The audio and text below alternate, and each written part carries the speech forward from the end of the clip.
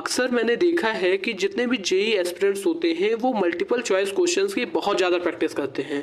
या तो वो क्वेश्चन खुद से सॉल्व करते हैं या फिर कभी कभी पीछे से सॉल्यूशन देख के वो सॉल्व करते हैं, बट वो किसी न किसी तरह क्वेश्चन सॉल्व कर ले जाते हैं और बाद में करेक्ट ऑप्शन पे टिक कर देते हैं। लेकिन जब बात आती है न्यूमेरिकल टाइप वाले क्वेश्चन की, तो इसमें स्टूडेंट्स को वो कॉन्फिडेंस नहीं आता जो उनको एमसीक्यूज के सेक्शन में आता है। एमसीक्यू वाले सेक्शन में स्टूडेंट्स बहुत आराम से क्वेश्चन करते हैं, लेकिन जब वो न्यूमेरिकल वाले सेक्शन में आते हैं तो वो डरना स्टार्ट कर देते हैं।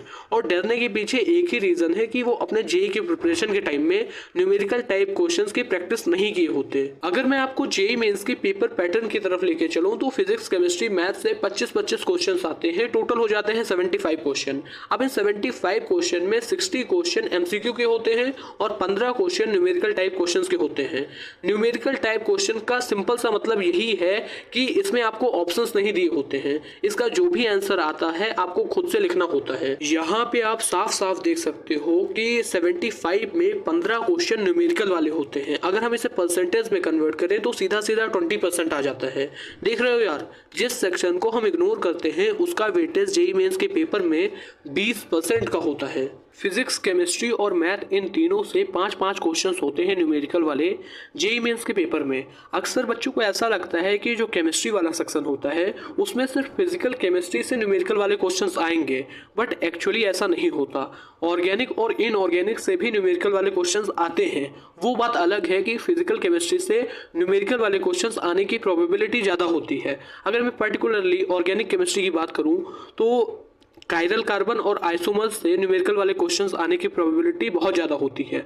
तो मन में ये बिल्कुल भी बैठा के मत रखना कि सिर्फ फिजिकल केमिस्ट्री से ही न्यूमेरिकल वाले क्वेश्चंस आएंगे। ऑर्गेनिक और इनऑर्गेनिक से भी आते हैं, ये हमेशा माइंड में रखना। अगर मैं आपको कुछ एग्जाम्पल्स दिखाऊं तो आप अपने स्क्रीन पे देख सकते हो ऑर्गेनिक केमिस्ट्री से, कायरल कार्बन और आइसोमर्स से न्यूमेरिकल वाले क्वेश्चन आए हैं। मुझे लगता है अब आपको विश्वास हो गया होगा कि इनऑर्गेनिक और ऑर्गेनिक से भी न्यूमेरिकल वाले क्वेश्चन आते हैं। अभी यार इतना बताने और समझाने के बाद मैं ये एक्सपेक्ट कर सकता हूँ कि न्यूमेरिकल वाले क्वेश्चंस का कितना इंपॉर्टेंट रोल होगा आपके सिलेक्शन में, ये आपको थोड़ा थोड़ा फील हो रहा होगा। लेकिन यार मैं आपको यहाँ पे एक चीज़ और बता दूं कि अगर आपने इन न्यूमेरिकल वाले क्वेश्चंस की प्रैक्टिस नहीं भी की तो भी बहुत ज़्यादा प्रोबेबिलिटी होती है कि आप जेईई मेंस का पेपर क्लियर कर ले जाओ, क्योंकि जेईई मेंस का पेपर के क्वेश्चंस कंपैरेटिवली थोड़े इजी होते हैं। अगर आपने एमसीक्यू की बहुत अच्छी प्रैक्टिस कर ली तो हो सकता है आप अपने मॉक टेस्ट में और जेईई मेंस के एक्चुअल पेपर में जाके न्यूमेरिकल वाले क्वेश्चंस भी सही करके आ जाओ।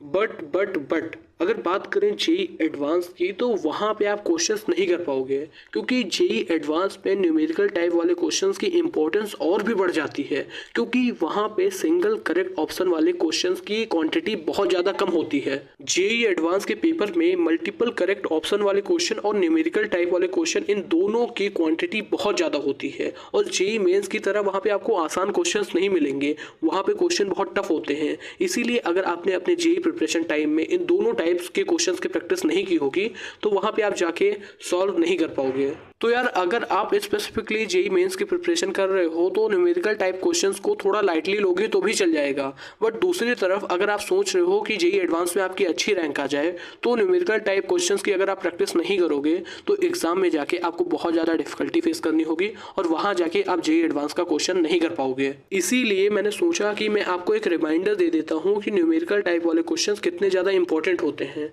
बिलीव मी यार, इसका बहुत ज़्यादा इंपॉर्टेंट रोल होगा आपकी सिलेक्शन में। अगर आपने इनकी प्रैक्टिस नहीं की और इन्हें इग्नोर किया तो एग्जाम में जाके आप बहुत ज़्यादा डिफिकल्टी फेस करोगे। इसीलिए कोशिश करना कि जैसे जैसे आप अपने प्रिपरेशन में आगे बढ़ते जा रहे हैं इनकी भी प्रैक्टिस साथ में करते चलें, और कोशिश यही करना कि प्रैक्टिस करते समय सॉल्यूशन कम से कम देखें और क्वेश्चंस को खुद से बनाने की कोशिश करें। बस यार आज के इस सेशन में इतना ही। आई होप आपको इसकी इंपॉर्टेंस समझ आई होगी। अगले सेशन में हम ये लेंगे कि किसी भी चैप्टर को जेईई एडवांस के लेवल तक कैसे कवर करें।